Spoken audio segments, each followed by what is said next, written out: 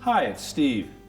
Today we'd like to show you how to change the condenser fan motor on your refrigerator. It's a really easy job. All we're going to need is a 1/4-inch nut driver and maybe a drill and a 3/16 bit. Let me show you how we do it. Now to do this repair we will need to disconnect power to the refrigerator, so pull it forward enough to unplug it. Now if you're working on a model that has a top mounted compressor, all you need to do is remove that front cover. If you're doing this repair on a side-by-side unit such as this, you'll need to pull it far enough forward that you can access the back, and you may need to disconnect the inlet water supply. Now that we have access to the back of the refrigerator, our next step will be to remove this protective cover. So locate the 1/4-inch hex head screws and remove those. Now with the screws removed, we can slide that cover down from a little channel across the top, and we'll set it aside. We'll next disconnect the wire harness to the motor. So just press the locking tab and pull the harness out of the way. Now our next step will be to remove the 4 mounting screws that secure that fan motor assembly to the mounting bracket. To gain access to the 4 mounting screws, you may need to reposition the plastic water tubing. Use caution around its sharp edges. And the 2 at the back here will be the most difficult to access, and if you need to, use a small 1/4-inch drive ratchet and a 1/4-inch socket, or a really short handled nut driver.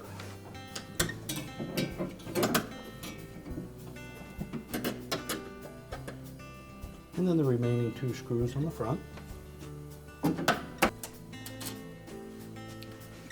Now with the screws removed, you need to pull that out of the back of the refrigerator. Use caution around any of this copper tubing. We don't want to kink any of these lines.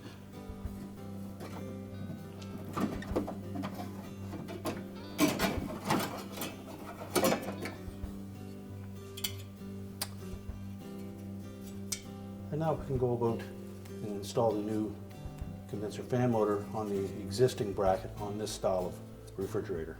So next we'll remove the fan blade from the old motor.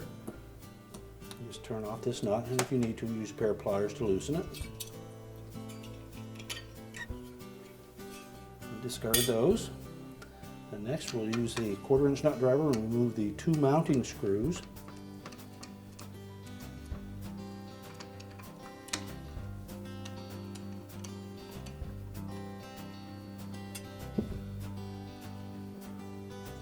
And discard those as well.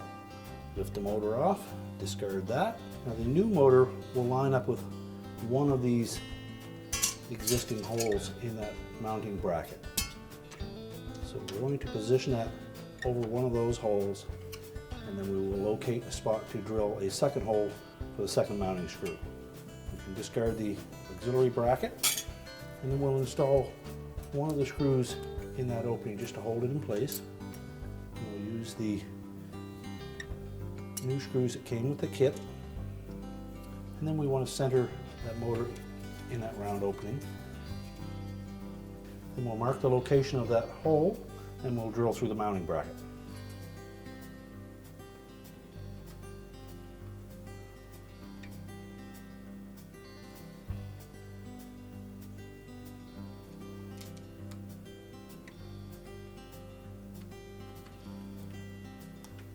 So we'll remove the screw that we have holding that motor in place.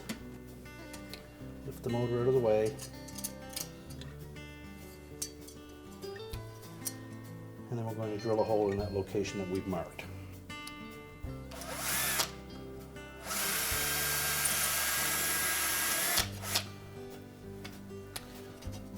Now that we have a new mounting hole drilled,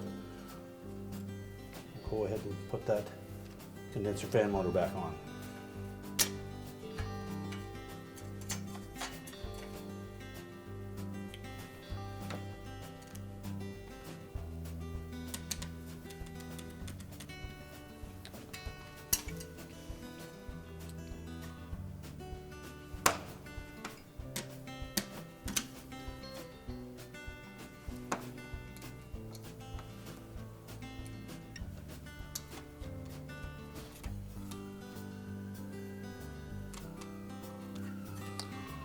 And then tighten both of those screws securely. Then flip that motor over and we'll install the new fan blade. Just a friction fit onto that shaft. So push it straight on.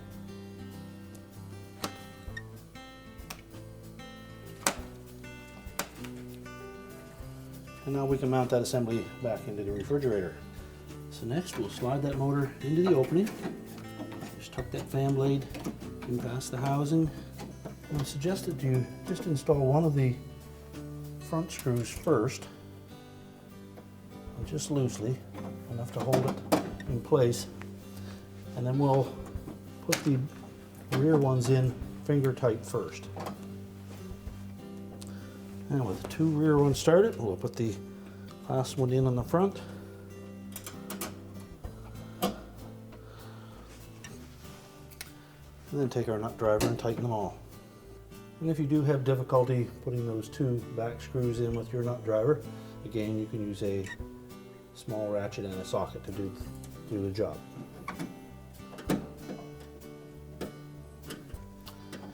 And once we have all four of those mounting nuts secure, just verify that the blade does not interfere with the mounting bracket. Remember to tuck the plastic tubing up into that protective channel. And next we need to reconnect the wire harness connector to the new motor. So line that up, press it firmly on until the locking tab engages. Make sure our tubing is set into that channel. And then we can put the back panel on. So line the top edge up with the slotted opening.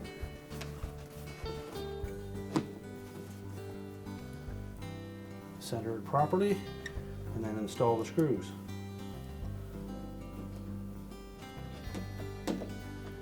Now with the back cover on, we're ready to push it back into position.